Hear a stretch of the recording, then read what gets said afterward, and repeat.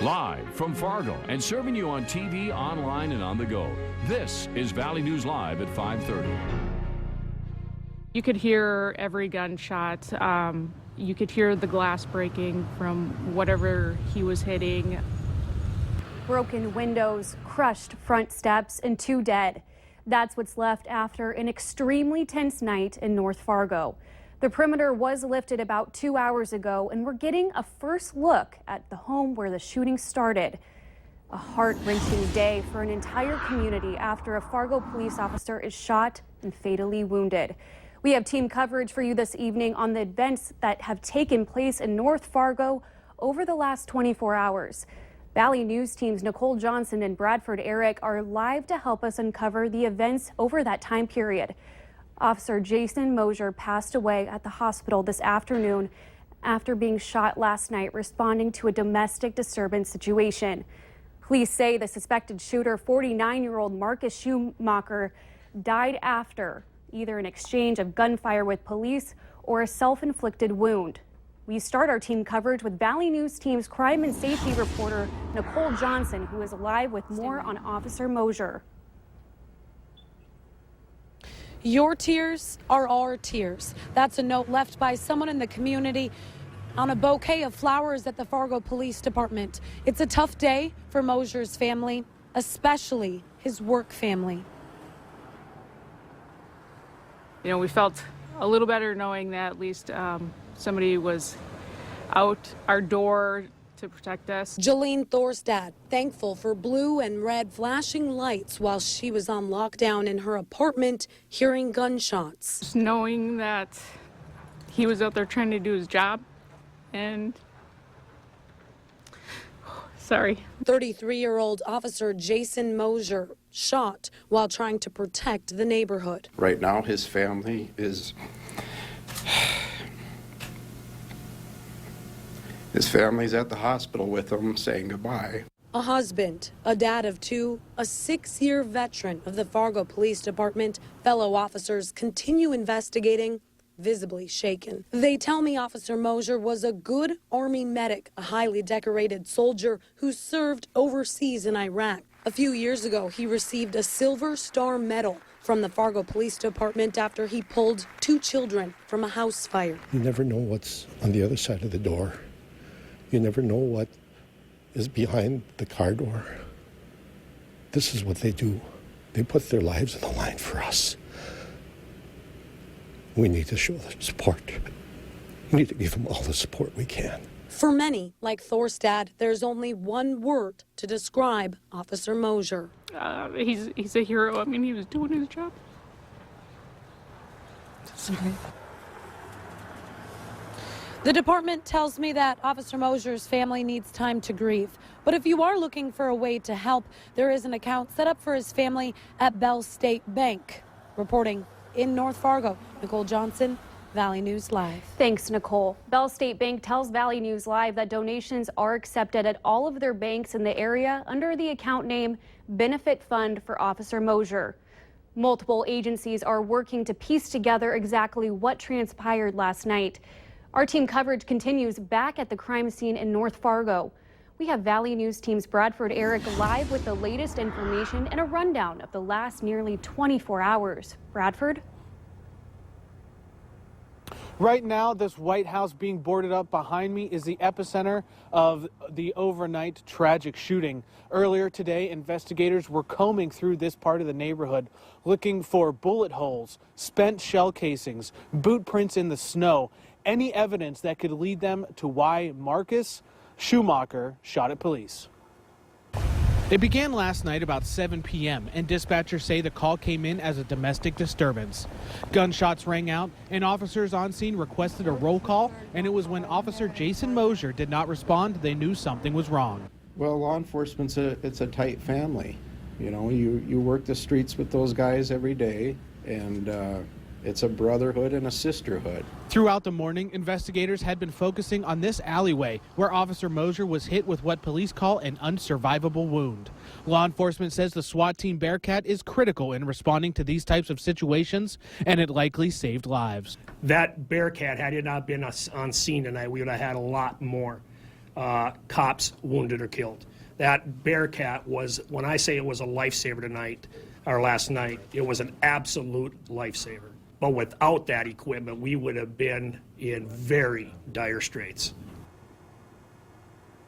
Sheriff Laney called today an ugly day and said nationwide 5 officers had been killed in the line of duty in the last 2 days. Right now, this investigation rests with the North Dakota Bureau of Criminal Investigation, who told me earlier today they expect it to take a little over a month to get their final report.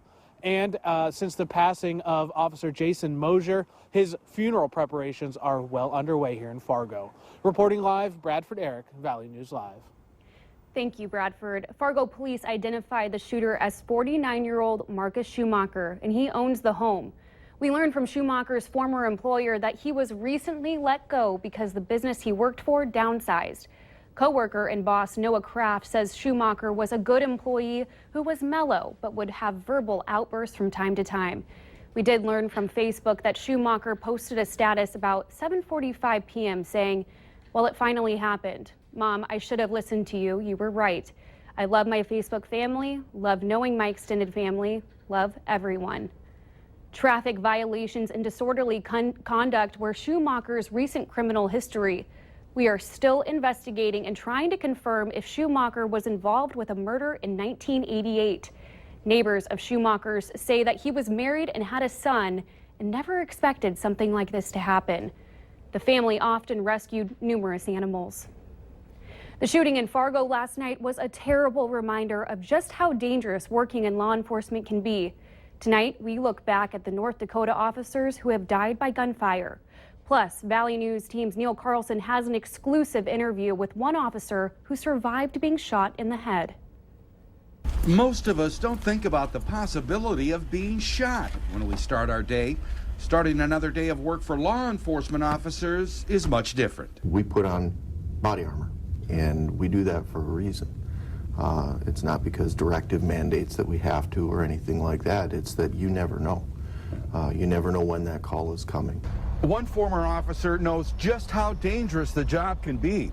Eric Stewart was the police chief in Emerado, North Dakota in 1990 when he was shot twice in the head and survived. Someone came running to the bar and said, "There's a guy with a gun, there he is." And I chased him down, and he kept trying to shoot me, but he couldn't get the gun to work. And so I gave him the benefit of a doubt and figured there's an unloaded gun. And he went and hid around in the corner, and I went after him. And when we caught up to him, he got the gun to work and shot me in the face. One right there beside the head. So You were shot once? Twice. Twice in the head? Right in the mouth. In all, 28 North Dakota law enforcement officers have died in the line of duty by gunfire before Wednesday's Fargo shooting. The only other officer to die in Fargo from gunfire was Frederick Alderman in 1882. Grand Forks has not had an officer die from gunfire, but when it happens, it strikes more than the officer's immediate family. That's really sad that happens. It grieves all the police departments and all the police officers because they have a real camaraderie amongst each other, and it grieves them all. And it hurts. In Grand Forks, Neil Carlson, Valley News Live. We have a link to the full list of North Dakota law enforcement officers who have been killed by gunfire in the line of duty. Just go to valleynewslive.com and click on this story. The last time a Fargo police officer was shot was June 12, 1991, when Steve Durinsky was shot by a 14-year-old boy. Durinsky had picked up the boy who was alleged to have stolen his mother's car. The teenager complained of a sore ankle, so Durinsky brought him to the Dakota Hospital emergency room on South University Drive. When Durinsky opened the back car door to get the boy out, he was shot in the chest with a small caliber handgun. The teenager then fled into the nearby neighborhood, but was soon caught by police. Durinsky suffered serious injury, but recovered and returned to patrol work. We've been seeing a few flurries here and there today, but do we have any weather concerns for tonight? Here to answer that question is meteorologist Robert Hahn. Robert? We'll continue to see a few flakes from time to time as we head through the next few hours, but the bigger story will be some very cold air that will start to move on into the area later on tonight and into the day tomorrow, and it's going to be the coldest weather we've seen in a little while. And Fortunately, it's not going to last all that long. Current temperatures right now mostly in the low and mid-teens, however, 9 up in Devil's Lake, 10 in Langdon, 14 in Fargo, Wahpeton, Detroit Lakes, and in Valley City. A little bit of a breeze out there, and that'll pick up just a touch out of the north as we head through the evening hours and through the overnight hours. 10 to 15 miles per hour, some stronger gusts. And we've got some cold wind chills right now, below zero, -2 in Devil's Lake, Langdon, and Thief River Falls, 4 above here in Fargo. As we head through the overnight hours and into the noontime hour tomorrow, wind chill advisory for those areas you see highlighted for wind chills as cold as 25 to 40 degrees below zero. Just outside of that, just south of that, including the Fargo-Moorhead area, we'll see wind chills of 15 to 30 below zero. So bundle up as you head out the door early tomorrow and late tonight. A few flurries continue out there. Those will continue to slide off towards the south and the southeast as we head through the rest of the evening hours here in Fargo. Don't look for too much. Mostly cloudy skies and temperatures slowly cooling off. But as we head through the overnight hours, we'll see these clouds clear on out, temperatures drop on off, and those wind chills becoming rather frigid. Thank you, Robert. If you live in the area of the shooting in North Fargo, your mail delivery is affected. We'll have the details next.